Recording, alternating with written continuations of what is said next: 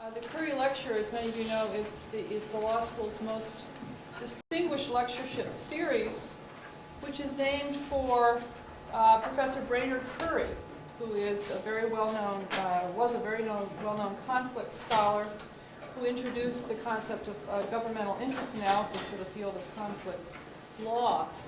Part of the distinction of this lectureship series for the law school is it allows us to claim our affiliation with Brainerd Currie. He taught at Duke between the years of 1946 and 1949, and then again between 1961 and 1965. We're just very pleased to have a very distinguished speaker with us today, who Professor Chris Schroeder is going to introduce.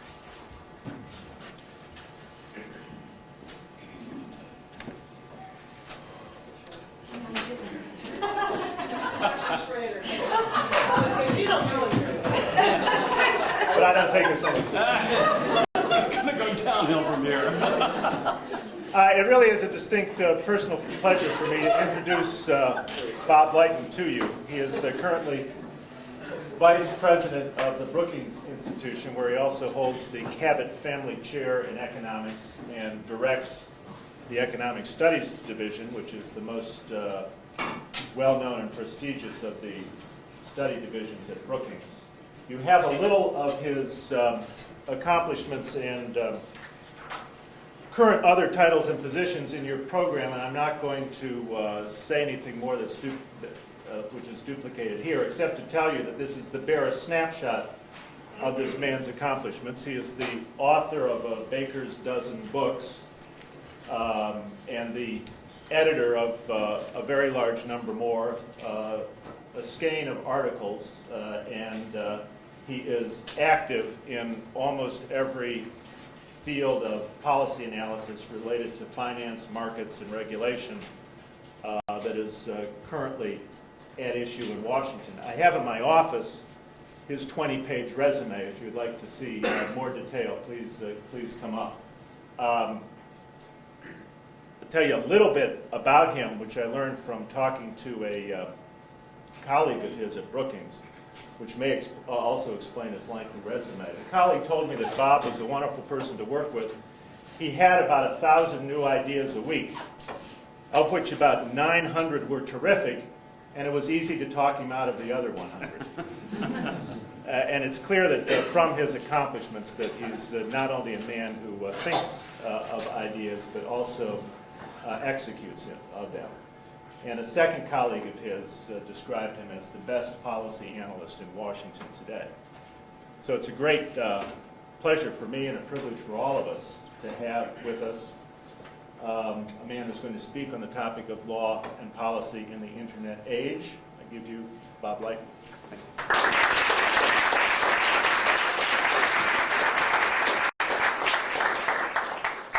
Thank you. I'm very privileged to be here. I'm grateful that you invited me here to give this distinguished lecture. This lecture actually gives me an opportunity to revisit a subject that I addressed about 3 years ago, which was law and policy and the internet. That was a time when the internet was in relative infancy, and I knew almost nothing about the net. And I wrote a book with a colleague at another think tank, a libertarian think tank, Bill Niskanen, and we wrote sort of a libertarian tract about the net, which basically was leave it alone. And what I decided to do in preparation for today was to reacquaint myself with a lot of literature that's now been published since then. And there are a lot of good books about the internet, one of which I'm going to be talking about today, that are much better than the one that I originally wrote. And I'm going to give you a tour of legal and policy issues on the internet, some of which I hope you're going to be familiar with, because they're issues that you've talked about in your class. And if you aren't familiar with them, I suspect, or I will urge, that you ought to be familiar with them after you graduate, because all of us are going to have to cope with the issues that we're going to talk about. One thing that Chris mentioned in the introduction, I should find out who that second person is. I'll give them a raise. But in any event, let's go ahead and begin, and we're going to see if this thing works. I am going to basically talk about several views of the internet. The first I label digital optimism. The first generation of books and articles that came out about the net, of which mine was one, was very optimistic. Net was great for a lot of things, and to the extent that there were problems, they would be solved. There has lately been a second generation of books and articles out that have raised some suspicions, some doubts, some fears about the net, and we'll be talking about those today. And finally, I'm going to give you where I am currently, as of now, which is somewhere in between these views, in the sense that I think that the pessimists are overdoing it, but on the other hand, those of us who are optimists have a number of issues that we need to watch out about. This is a subject, by the way, where your views cannot be static, because the net is changing on us literally every day. So view this as a work in progress lecture. Okay, the first generation view of the net. This is just a few of the advantages of the net. The notion that it will generate new communities, it'll have economic benefits, which I'll talk about in a minute. It's great for politics. And to the extent that there are problems, or what I call digital bads, the market or technology can be counted on to fix them. So let's delve into each of these in a little more detail. Let's take the economic impact of the net first. I'm currently directing a project at Brookings with Alice Riblin, who was vice chairman of the Fed. And we have put together a group of business school professors from around the country to try to put numbers to estimate the economic benefit of the internet. There's been a lot of speculation about it. If you follow this field, you'll find out that most of the numbers are made up. And I'm not kidding you. You'll see all these numbers that say that internet commerce at the consumer level is somewhere $20 billion a year. The business-to-business level is about $100 billion a year. If you see outfits like Forrester and Jupiter, they talk about internet commerce being as large as $1 trillion a year in several years. In any event, we want to put together a project that will put more detail and more precision to these estimates. And I'm not going to go through all of these points here on the slide, but I just want to tell you that in principle, there should be economic pluses of the following sort. Number one, in the second bullet there, we would expect the net to promote the compression of price-cost margins. If everyone's shopping around and clicking and finding the cheapest price, you would expect the difference between price and cost to come down. That's one thing, and we're going to try to measure that in different sectors. The next thing that you expect is that there ought to be lower costs for firms. Firms have lower search costs, lower transactions costs, lower inventory costs. They can do just-in-time inventory. They don't have to sit around and wait for stuff. By the way, that in effect is Amazon's major key benefit, although it hasn't made a profit. The major thing about Amazon is that they have a reduced amount of inventory compared to other booksellers. Presumably, the internet helps you with customer service, and it also allows you to have flatter organization. And all of that in competitive markets should translate into lower inflation and higher trend rate growth and productivity and output. And finally, there are these, what we call non-quantifiable benefits of the net. The first example is convenience. When you order groceries over the net, you may end up paying no lower a price than you would if you went to the store, but you're getting something better for it because you're getting the stuff delivered to your house. In the way we measure prices today, it may not show up that prices have actually come down, but you're actually getting an improved service. And that improved service is convenience, and it should show up as an additional benefit, which our statistics don't capture. And also, there's additional customization of the net, which is almost impossible to quantify, but it's certainly a benefit that you can't ignore. Now, what about the politics? Well, the optimists claim that the net is a great thing because it empowers individuals. And there are a number of recent examples where this empowerment has shown up. The landmine example. This whole campaign against landmines that ended up yielding a Nobel Prize for the woman whose name I can't remember right now, that whole campaign was organized on the internet. There are people who are claiming that it is opening up China today, and I have some personal experience with that. I know people that are very active in that field. There is an anti-corruption campaign, as we speak, now going on in Korea that has been organized entirely on the internet. And then there's something called know your customer bank rules. I don't know if anybody knows about these, but just gives you an illustration of the power of the internet. Most of you know about money laundering. It's illegal, okay? Well, it's supposed to be illegal. Well, about a year ago, the banking agencies had a great idea. They decided that they would put out a rule, and they would tell the banks, or force the banks, to collect a lot more information about their customers to make sure that essentially they're not drug kingpins. And this is like you would think a no-brainer. People are against money laundering. Law and order types would like this kind of thing. The banks did not resist it. And you know what happened? There was an incredible outpouring of email from both the right and the left of the political spectrum, primarily from the right, who feared that if banks were forced to collect more information about their customers, they would invade people's privacy. And within 2 to 3 or 4 weeks, the agencies got 20, 30,000 emails, all opposing this rule. And after all these emails came in, the agencies dropped the rule. It's an example of how internet democracy can have tremendous effects in real time, much more quickly than we're accustomed to. And finally, those of us who think that the net is great for politics will argue that, in principle at least, it can promote more civic involvement as well. Now, there are some bad things about the net. Oh, is this water for me? Yes. Okay, good. Bad things about the net. Alleged bad things. First, there are people who fear, at least originally, that because it's so easy to copy stuff off the net, that there will be a loss of intellectual property protection. There are people, of course, who think that there are bad content on the net, pornography and hate speech. We're going to get to taxes in a minute. It's a very controversial issue. A lot of localities and states fear they're going to lose a lot of money as people order their stuff over the net and don't order locally. We're going to talk about privacy.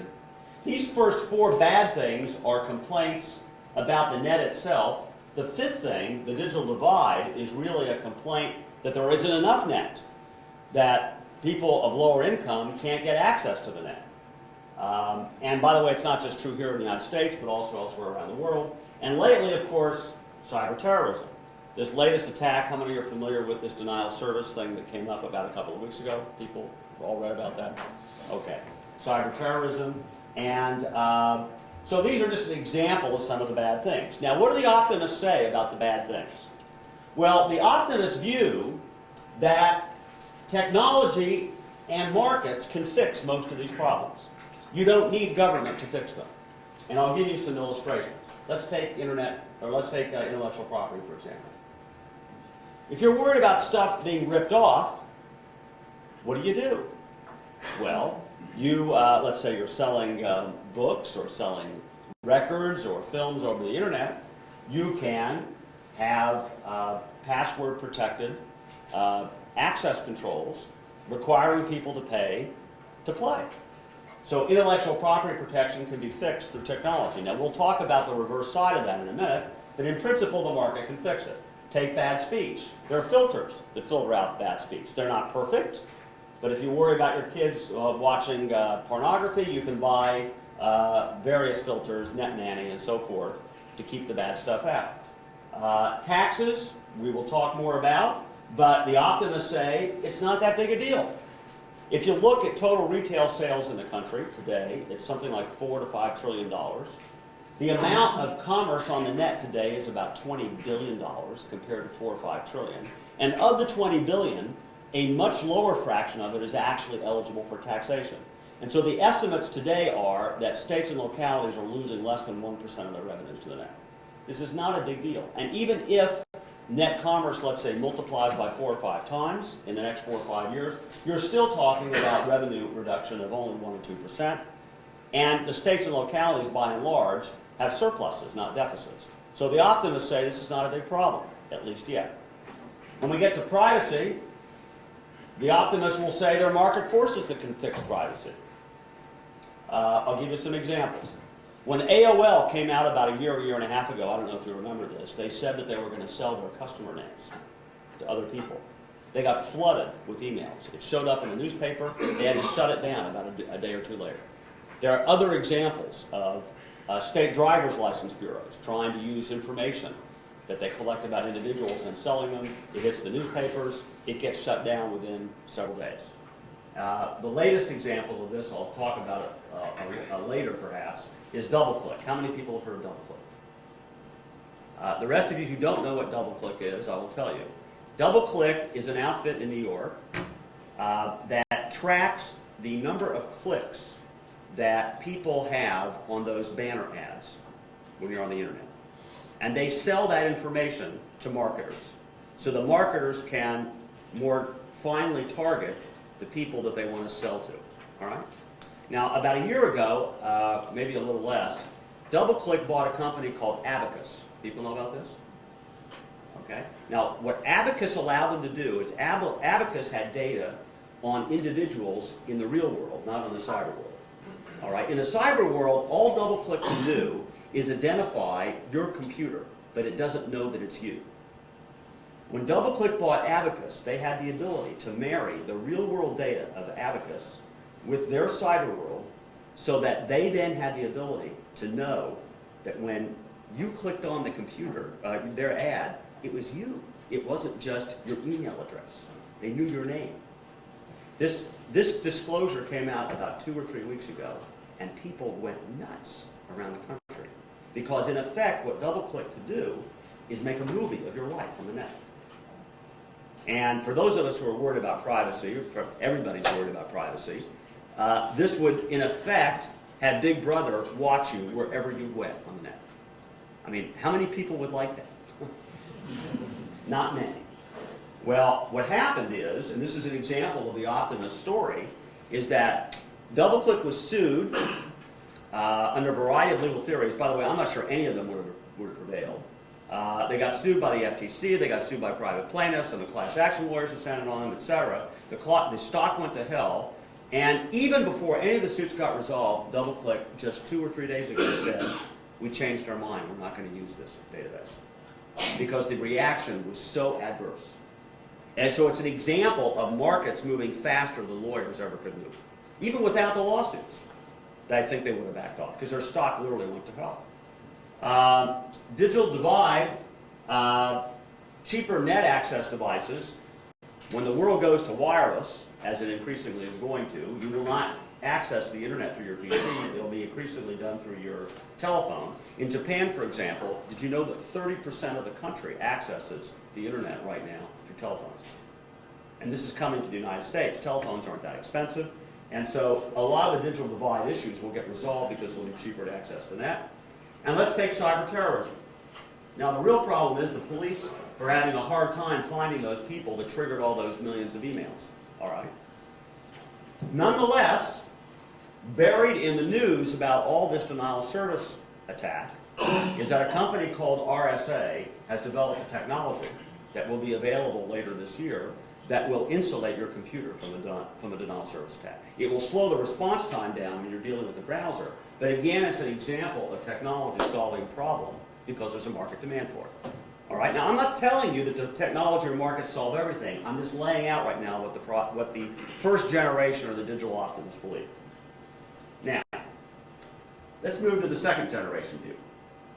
Second generation view is a little bit more pessimistic for the reasons that we talk about that are illustrated here.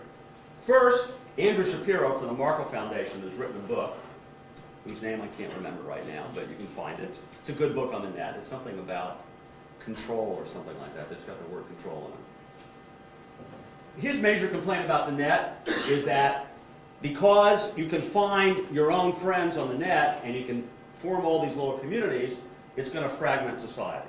And we're not going to have any glue that's going to keep us together. That's the basic theory of the book.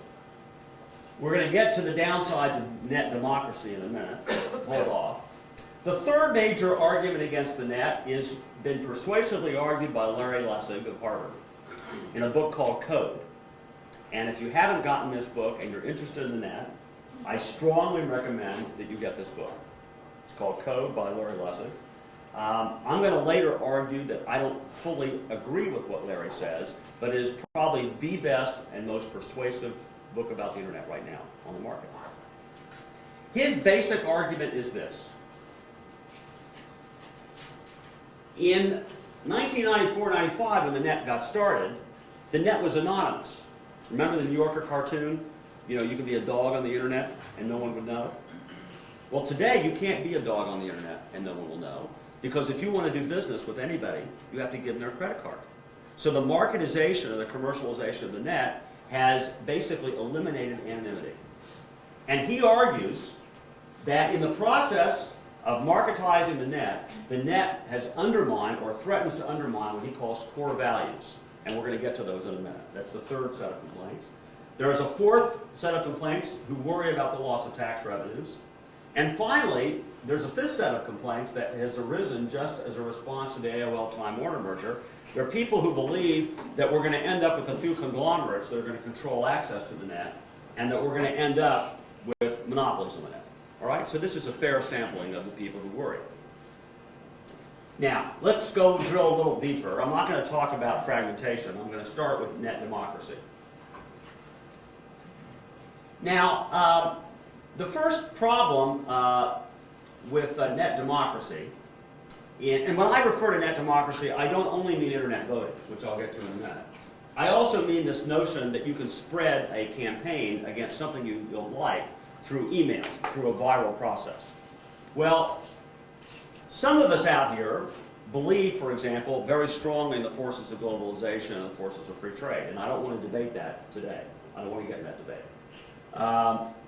But if you believe, as I do, that free trade and globalization is a good thing, then you have to be worried that the anti-globalization forces thus far have been far more successful in mobilizing their constituency on the net than the people on the other side. And they have been incredibly successful. There was an agreement called the MAI, which was an investment liberalization treaty, which was stopped literally because of a worldwide campaign that was mounted by a variety of groups on the internet. The whole ruckus in Seattle, and I was there. In fact, it's one of the few times I've been scared for my life, actually, when I was there. That whole protest was organized through the internet. And the same people that organized Seattle are now organizing a campaign to come to Washington, D.C., actually, on April 16th and 17th, and we'll see if the same thing happens. Some of the results may not be such a good thing. Jonathan Rausch, who is a colleague of mine at Brookings, has written a book called Demosclerosis. The thesis of the book basically is that we have interest group gridlock and we're not really getting anywhere anymore. Well, if you believe in that thesis, as I do, then to the extent that the net makes it easier for groups to organize, it will just make gridlock even worse. So paradoxically, net democracy can actually lead to more gridlock. Now, what about net democracy when it comes to voting? Well, I don't know how many of you saw this in the paper, but Arizona is going to allow internet voting to be the first state in the United States that you can vote on by internet. There was a lawsuit that attempted to stop the internet voting on the grounds of digital divide. The notion that because poorer people do not have as much access to the net, the notion that you could access the internet to vote would tilt the voting population more toward upper income people. And so the lawsuit alleged a denial of equal protection on the 14th Amendment. Just a couple of days ago, a judge refused to grant a stay, and internet voting is going to be allowed in Arizona. In the next state, I predict you'll see it, is in California. I think sometime soon we will see internet voting there. Now, California already pretty much operates without a legislature. Most controversial things there are on referenda. Now imagine a world now in which everyone can vote on the net, and California's pretty wired, and they already have lots of referenda. It's going to be referenda du jour there. All right? People will have a referenda, people will be able to just click, and the argument against net democracy is that in the limit, why do we need legislatures anymore if people can instantly click? And a lot of times passions are inflamed, and on second thought, a lot of us have different views than maybe we had initially. And so all I'm doing is raising a warning flag that net democracy can also mean knee-jerk democracy, and it may not be the best outcome of the world. So I'm just giving you a flavor of some of the downsides that I think are actually quite legitimate when people complain about the net. Now, let's take Larry Lessig and analyze some of his complaints.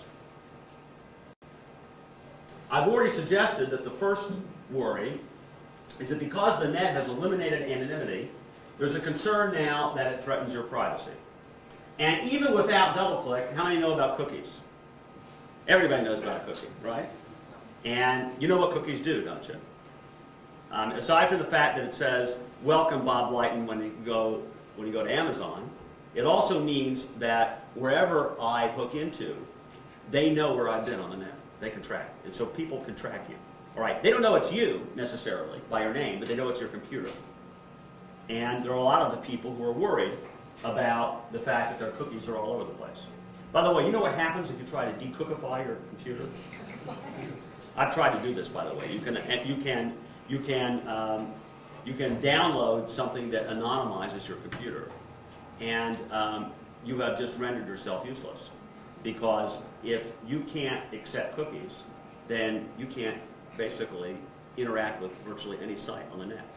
Because almost all the sites require you to give them some information, and if you're not giving it to them, it's basically useless. So in any event, there is a concern about privacy, and I've talked to you about DoubleClick. Let me talk to you about IP. Larry Lessig makes the following paradoxical argument. Patent protection lasts how long? 20 years, okay? And copyright is, what, 50 years plus life of the author, right? All right. He argues that, in principle, what the net has allowed is even stronger protection through code rather than through law. And that's why he writes the book called Code. Because the premise of his book is that the laws on the internet are not laws that were written down by the Congress or the states. They're basically written down by nerds. All right? These are the people who write code. And so the legislatures of the net are the nerds who write the code. All right? And he doesn't like that. Because he said, when you're on the net, you're living in another world, and the world's being run by nerds. All right? And there's no democracy there. You don't know where these rules come from. And so Larry's main complaint is that we, in the real world, need to get control of the nerds who are running the net, because they can affect our lives. That's the main thesis of the book. And so an example that he gives is when the people who are writing these speech filters, for example, to try to try to weed out some of that harmful content, they can be overbroad and end up with a result that is inconsistent with the First Amendment, as an example. So that's inconsistent with a core value that we maintain. Okay? He makes the same argument for privacy. He makes the same argument for intellectual property protection. And the IP argument is this, is that on the net, precisely because you can't get access to the information until you give your name and your credit card and so forth, it means that the provider of the information, as long as the net is around, may be able to protect the property not just for 17 years and not just for 50 years, but forever. And not only that, most of you know what fair use is, right? You go to the Xerox machine, you copy an article or whatever, that's fair use. There is no fair use on the net. If you want to get access to something that you have to pay for, each time you do it, you got to pay. And so Larry argues that we end up with code that's being written by the nerds. I'm being overly pejorative here, but just to make the point. But we end up with a system that is actually more protective of intellectual property than we have in the real world. Not less. And this is, by the way, exactly diametrically opposite to the concern that was initially voiced about intellectual property when the net started. All right? Fear of the big players. By the way, the fear of the big players argument controlling the net actually solves the fragmentation problem, because if you believe the net's going to be run by AOL, Microsoft, and Yahoo, then you don't worry about the world fragmenting anymore. All right? Because we're all going to be creatures of these three monopolies, or these three giant companies. So at least that solves that problem. Although you have another problem to worry about. But at the end of the day, what Larry wants is, he wants the code that's controlling the net to be regulatable, and it better be regulatable soon, because soon it's going to be out of our control. And actually, he says it's worse than that. He makes this argument that in the real world, the government actually does regulate code. For example, you can think about environmental controls, or you can think about airbags in cars as code. Code is technology. The government comes along and says, you shall make a car that looks like this, you shall make an electric utility plant that looks like so-and-so. That's code. In the virtual world, we also have code. There was a '98 law making it a felony to circumvent copyright protection that was built into a number of recording devices and so forth. So here is what makes Larry really pessimistic.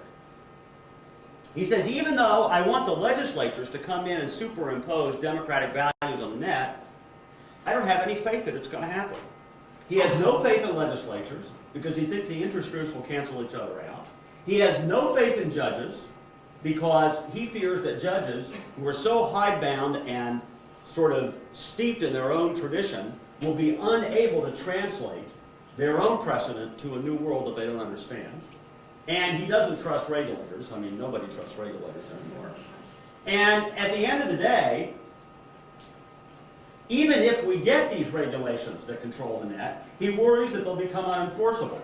The theory being that if you try to enforce something on the net, whoever has a server will move someplace else. And you'll never be able, like Mercury, to get control of an entity that you actually want to regulate. So at the end of the day, he ends up at the end of his book with a very pessimistic conclusion, which is the net's out of our control and nobody can fix it. Now, what I would like to conclude with are several observations. The first set of observations is, I think this view of the pessimist is much too gloomy for several reasons. The first one, I will steal a quote from Cass Sunstein of Chicago Law School, who wrote a review of Larry's book in the New Republic about 2 months ago. And it says it all, right? The first one is, let's just cool down for a minute. The net is not our life. Only crazy people spend all their time on the net. Okay? So, to the extent that you're worried about having your world controlled by these nerds who are unelected, the fact is, you don't have to be on the net all the time. And even if you are on the net, you can always click and go someplace else. What about some of the other dangers? Let's take intellectual property. Lessig argues that the protection is much too broad on the net. All right? Well, first, I'm not worried about authors. All of us who are authors actually aren't worried about that. We want our stuff out on the net. Increasingly, people think that having their stuff out on the net actually increases sales rather than reduces it. And at the end of the day, the IP argument really comes down to movies and audio. Okay? That's really what it comes down to. But think about the movie and the audio business. Each record or each movie that comes out has about a half-life of around 3 or 4 weeks or months. And after that, we get something else that replaces it. The attention span in America is relatively short. So to the extent that we're giving monopolies, and we are, and to the extent that there are people that are charging for them, all I would say is, let's just keep in mind that most of the initial sales for movies and audios in the real world, as is true on the net, happen very quickly, and after that they taper off. There are always exceptions. I know there are the stories about White Christmas and everybody wants to buy it forever and ever, but most of the songs nobody remembers a year ago. What about filters? He worries about too much stuff being filtered out. Technology will improve is my answer to that. What about tax losses? I'll get to that at the end. They're still minuscule for a long time. What about privacy? There are markets that are already being developed, and there's something called P3Ps. Anybody know what P3P is? Just curious. P3P is a new system that will eventually be incorporated in browsers, so that when you get, and I think it's supposed to be incorporated in Windows 2000, but I'm not sure, but eventually it will be. And the idea is that when you first install your browser, you can set a default that will tell every web page exactly how much information that you want transmitted about you, so that you, the consumer, will be in control. Eventually, this is going to happen. So again, it's an example of markets fixing things. When it comes to fears of too much concentration on the net, I'm not worried about this. Even if AOL and Time Warner, the merger goes through, the reality is, first, how many of you subscribe to AOL? I'm just curious. Anybody? A few. I guess most of you do internet access from the school, right? So you don't need AOL. When you get out of school, you won't have this advantage anymore. You'll have to subscribe to somebody. In fact, when I do this, I've given a similar talk to other people, and of course, most everybody in the room, hands go up on AOL. But the reality is, for those of you who are on AOL, I'll bet you don't spend hardly any time reading the content that's been provided by AOL. You're going straight to the net, all right, and you're clicking around. So the fact that your ISP may be AOL doesn't inhibit you from going and shopping around the net. People do not stick long at one place. And finally, pessimists give much too little credit to what I call the unanticipated developments that often happen in public policy. And I'm actually running out of time, but if we get to Q&A and you want to talk about some of them, at least that I can give you from my personal experience, I will tell you that in the world of antitrust that I'm particularly familiar with, there have been tremendous unanticipated benefits of public policy, and the pessimists, I think, do not take account of future technological developments. There's more. The pessimists think that if something's wrong, we got to go do something. We got to fix it. Well, there are dangers in preemptive legal action. If you act too soon, you can be wrong. I've got some examples up there, and I'm not going to go through all of them. I'm going to just give you a couple. How many know about French Minitel system? Now, 10 years ago, what France did, by the way, was before the internet came along, the telephone company installed a dedicated computer in your house that had access to this centralized system, and you could order movies and order all kinds of stuff over this system. The problem is that now France is way behind the rest of the world because they locked themselves into a technology that can't go outside this closed system. They developed a closed system. The internet's very open. And so even Lionel Jospin, who is running France today, admits that France made a mistake in retrospect by, at least at the time, getting out ahead and building their own closed system. There was a big issue over HTTV that many of you may not remember, but 10 years ago people were saying we have to have an American HTTV standard because otherwise the Japanese are going to eat our lunch. All right? Well, it turns out the Japanese agreed on HTTV standard. We did not, and they agreed on the wrong one. And now the ones that are now being developed are widely accepted to be superior to the ones that were talked about 10 years ago. So I'm not going to give you a lot of examples, but there are many examples where premature action has been wrong. That's not always true. There are counterexamples, and I think, for example, the environmental regulations in California that require zero emissions is one example where actually I think we're getting improved results as a result of preemptive action. But all I want to do is raise a caution that if you act too early, you can be wrong. Larry's too pessimistic about legislatures. The fact that legislatures are bogged down with special interests, we all know that, but the fact is even before the internet came along, the way our system works is that we adopt laws very incrementally. We've done it in the case of financial modernization, we've done it in telecom. The Clinton healthcare fiasco is an example of where you try to do something too radical all at once and the system can't handle it. So the fact is that legislatures do act if there is a perceived need to do it, and I wouldn't be as pessimistic as he is. And finally, for those of the people who fear that the net is totally unenforceable, that you can't enforce national rules on the net, I like to give an example of what I call, or at least a distinction between the elephants and the mice of the world. The elephants of the world, the Microsofts, the AOL, the Time Warners, and so forth. If the government writes a rule, these are companies that are too big to, in effect, evade them, because the government controls too much of what else they do. It's the mice that will move their servers around, and you won't be able to control the mice. But you know what? You don't worry about the mice. You worry about the elephants, and as long as you can control the elephants, you're ahead of the game. Now, I don't want to end, though, by saying that the optimists are totally right either. There are some things that need to be done. In a world of the internet, we still have to preserve competition. We don't want anybody to have a chokehold on the net. And in Q&A, if you want to talk about Microsoft, I'd be more than happy to. But the Microsoft case is an example of not allowing any individual firm to have a chokehold. I think in the area of privacy, we're going to need more legislation. I think that if you look at public opinion polls, for example, one that was taken right at the turn of the century indicated that privacy ranked as the highest public concern of the American public going into the 21st century. It's amazing. Higher than drugs, higher than unemployment, Higher than worrying about terrorism, it was the number one concern in the country. And there was an example in American law back in the 1970s when credit cards started. Today you probably can't remember, but when credit cards started out, if you lost your credit card or somebody took it, you, the consumer, were on the hook. And as a result, a lot of people didn't use it. Well, in the 1970s, I think 77 to be exact, Congress passed a law that said you as a consumer are only liable for the first $50. And after that, people had enough trust in credit cards that the credit card industry took off. Well, I think the same is true with the net. Even though e-commerce has obviously been building up and is growing, I argue that it would grow a lot faster if we had some broader generic privacy legislation that would make people feel more comfortable than they are about the net. And again, if we have time in Q&A, I'd be happy to talk about that. Finally, in the area of net access and digital divide, how many of you are familiar with this big debate that was triggered by AT&T and AOL over open access? Okay, most of you know about this.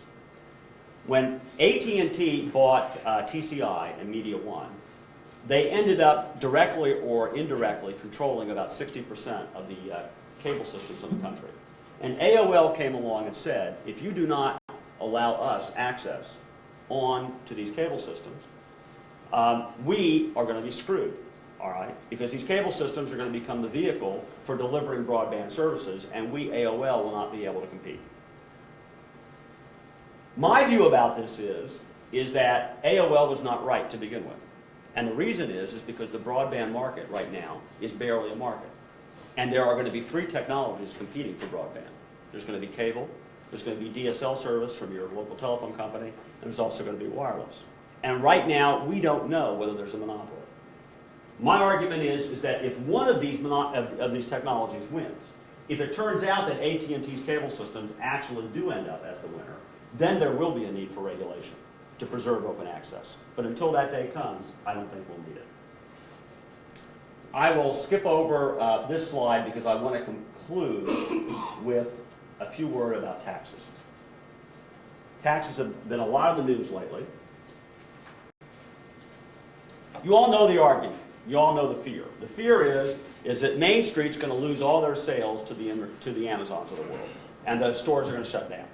And that it's unfair that when you buy a book on Amazon, that you don't have to pay sales tax on it, but if you go to your local store, you do pay a sales tax. All right? Everybody knows that. And by the way, I think most Americans would say that's unfair. Now, the current state of the law, though, is that the Supreme Court has ruled that states cannot compel any merchant, whether it's an internet merchant or a mail order merchant, to charge out-of-state consumers their sales or their use taxes, and I'll talk about that in a minute, unless those merchants have a physical presence in that state. So for example, unless Amazon has an office in North Carolina, they, under the Supreme Court's test, cannot collect taxes on your behalf. Now, if you order a mail order, for example, from Land's End or God knows, Sears or whatever, there are some of those outfits that actually do say, if you live in certain states, we have to set aside tax. And the reason they do that is because they have an office in your state. That's the reason. And the reason the Supreme Court has said that they require an office to be in your state is that otherwise it'll be a burden on interstate commerce to tell every mail order company that they have to keep track of all the taxes that can be owed by all their customers around the country. And by the way, it's not just 50 states. There are thousands of localities, and they all have different tax systems, and they're all different. There are different exemptions, the rates are different. It's complicated as hell, all right? I say here there are 7,000 jurisdictions. Actually, I'm wrong. There are 30,000 jurisdictions around the country. So, what do you do about internet commerce? If it gets to be a big deal, and you've got this Supreme Court test about a burden, undue burden, is Main Street going to shut down? Are we going to end up with a system to, in effect, level the playing field? Well, there's a commission that was appointed by Congress to try to figure all this out. And the first thing that I'll say about that is that the excessive burden test clearly cannot be satisfied until someone develops some software that will enable the Amazons or any company to know exactly what rate to charge you, know exactly where you live, and so to automatically be able to withhold the tax. All right. Now you think this is a trivial problem. It's not. As I said, there are 30,000 jurisdictions, and the laws are changing all the time. What happens if I buy version 1 of the software, install it, all right? First is, I may not know exactly where you live. You may lie to me. Is the merchant liable for that? Is the merchant liable for the fact that Durham may change its tax law and didn't get into the version that was in the computer version that you bought? A lot of this stuff is changing all the time. So this is not a trivial problem, all right? Nerds just can't go out and solve this, and it'll be gone the next day. So Governor Gilmore, who is the governor of Virginia and the head of this tax commission, has come up with potentially a clever idea. He said, well, let's give 5 years. Let's don't do anything. Let's have a moratorium and not have any collection of these taxes, all right, while we give the time to the states to simplify their laws. Because in principle, if all the states had identical laws when it comes to exemptions, and the only difference among the states was the rate, then you could buy this software, it'd be pretty cheap, and it wouldn't be very expensive to do. It's not a bad idea, in theory. And it would solve, by the way, the Supreme Court's test about undue burden. There's only one problem with this proposal. Do you really think that the 50 states and 30,000 localities are going to, in the next 5 years, adopt very similar tax laws? If you do, I would suggest you don't live in the real world. All right? Europe they just formed a common market, and they don't have common laws. And I just do not think our political system is capable of addressing the problem in this way.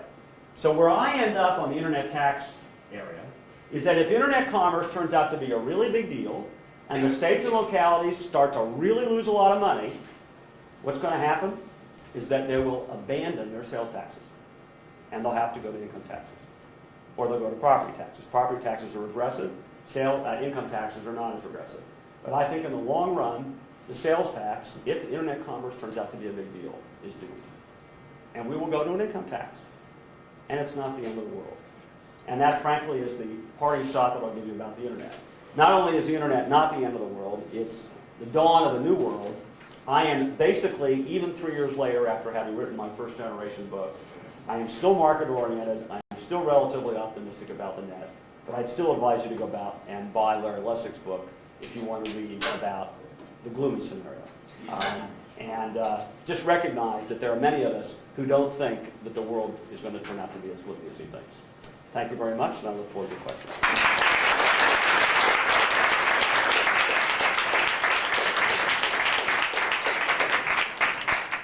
Thank you, Bob. That was a terrific talk. I certainly learned a lot, and I hope you all did too. I think we've got time for a couple of questions. Yes.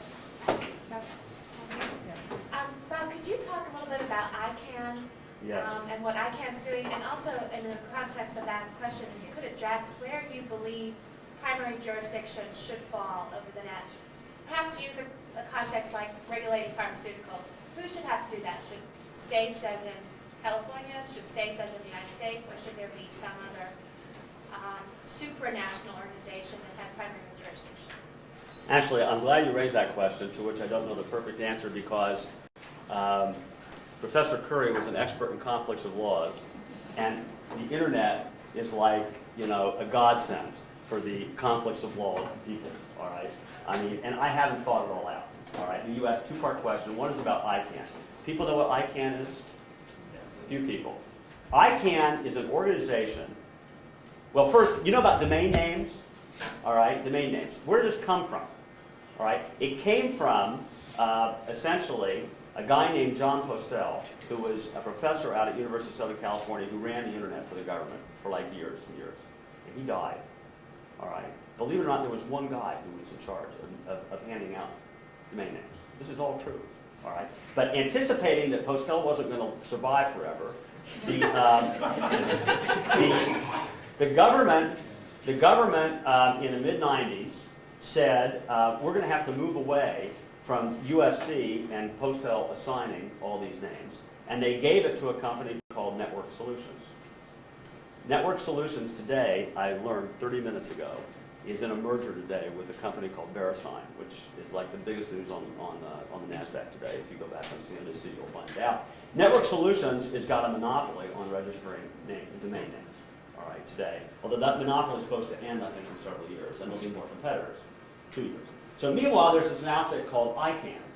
ICANN was created by the U.S. government, more or less telling the rest of the world that this is what was going to happen. And by the way, the rest of the world is very upset about the United States more or less dominating the net, because 90% of the pages on the net are in English. All right? This is an American phenomenon. All right? That, in any event, ICANN was formed as a non-governmental organization to sort of set rules for the domain names and all the, essentially the rules for assigning future registrations, although they don't physically actually register the names.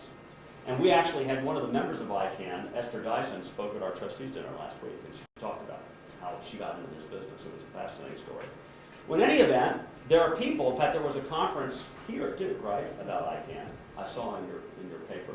And there are a lot of law professors who are very upset about the fact that the rules for the net, this is an example of Larry Lessig and code and the nerds running the world, well, the nerds are running, basically, the system for figuring out the registration of domain names. And the law professors are saying, from what I understand, this isn't right, this isn't fair. Who elected these people? How did this happen? Kind of thing. Well, the answer is how it happened is that this is probably better than trying to negotiate for the next 40 years with all the other governments of the world to do this. It'll take forever. So we, in effect, gave it to ICANN because the United States didn't want to spend around dictating or negotiating with all these other governments. And these non-governmental organizations are just so much more fluid and they can move much more rapidly. But there may come a day where governments aren't happy with this. And they say, we're going to take this back. And so there could come a day that, I don't want to use the word WTO because it's got bad connotations, but there may be a WTO of the net at some point, and people in governments will usurp this authority if ICANN becomes too intrusive or does bad things. They're acutely aware of this problem. But for now, it's probably about as best a solution as you can have. Your second question is about who has jurisdiction on the net. Primary jurisdiction. Who's primary jurisdiction? The answer is it's being fought out case by case. From the cases that I've read, and I haven't read them all, most of the judges seem to be applying a minimum context test. So the most ambitious case of all involved some gambling sites, basically gambling sites, where Minnesota and some other states have gone after foreign sites that are like Puerto Rico or wherever, and claiming that they're doing business in Minnesota simply because consumers in Minnesota have access to their webpage, and they somehow claim this is minimum context. Most of the courts have said that just having a webpage does not give every place in the world jurisdiction over you. You have to have something else there, like a delivery service or an office or something like that. So the short answer is, I think jurisdiction will continue to be resolved off of some kind of minimum context test, but it's going to have to evolve case by case. And beyond that, I won't go because I've exhausted my knowledge. I'm delighted we had a conflicts question. One more question and Bob, on the tax point of the 30,000 jurisdictions, suppose Congress enacted a law that just enabled the 50 states to impose a tax collection requirement so long as the structure of their tax met one of maybe 4 or 5 different templates. So you had at most 5 different templates that states could opt into. Right. And then states who wanted to opt in could get their taxes collected, and states who didn't want to opt in wouldn't have to. And you just forget about the 30,000 sub-units and let the states figure that out, whether they want to alter their domestic system. Right. And you had it basically voluntary. Yeah. It would satisfy the minimum burden test or the maximum burden test. So I think it would be okay constitutionally. I don't know politically how it'll fly, but in principle it could happen. I just don't know how many states would end up opting in. See, one of the geniuses or one of the unwritten agendas behind Gilmore's suggestion is that, see, Gilmore really doesn't want any of the states to collect any taxes. So he came up with this idea. He says, well, I'll tell you what. I'll give it 5 years and no taxes, and if the states get their act together, well, then they can go ahead and do something. This was very clever, because he knew that the states will never get their act together. And by then, 5 years from now, everyone will be doing business on the net, and there'll be so many people that will be doing business, it'll become a new interest group. And so anybody, any state or government that tries to then impose taxes on what they're doing will be perceived as taking something away from them. Politically, then, the burden will have shifted, and it will become much more difficult to enact that. So even a voluntary system will run up against that change in inertia that's likely to happen over the next 5 years. Again, Bob, thanks. Thank you very much.